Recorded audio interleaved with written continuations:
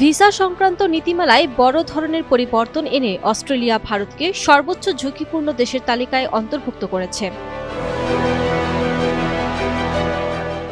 একই সঙ্গে নেপাল, বাংলাদেশ ও ভুটানকেও এই শ্রেণীতে রাখা হয়েছে। চলতি বছরের ৮ জানুয়ারি থেকে কার্যকর হওয়া এই নতুন সিদ্ধান্তের ফলে ৪টি দেশকে অস্ট্রেলিয়ার সরলীকৃত শিক্ষার্থী ভিসা কাঠামো SSVF এর এভিডেন্স লেভেল 2 থেকে সরিয়ে এভিডেন্স লেভেল 3 তে উন্নীত করা হয়েছে। নতুন নীতিমালার ফলে ভারতসহ সংশ্লিষ্ট দেশগুলোর শিক্ষার্থীদের ভিসা আবেদন প্রক্রিয়ার কঠোর যাচাইয়ের মুখে পড়তে হবে।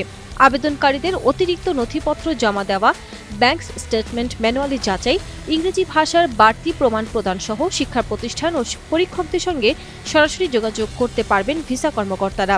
এর ফলে ভিসা প্রক্রিয়াকরণের সময়ও আগে ৩ সপ্তাহের পরিবর্তে সর্বোচ্চ ৮ সপ্তাহ পর্যন্ত বাড়তে পারে।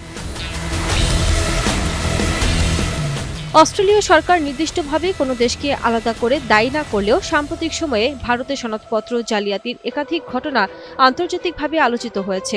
বিশেষজ্ঞদের ধারণা, এসব ঘটনার প্রভাবেই ভারতসহ কয়েকটি দেশকে উচ্চ ঝুঁকির তালিকায়ও রাখা হয়েছে।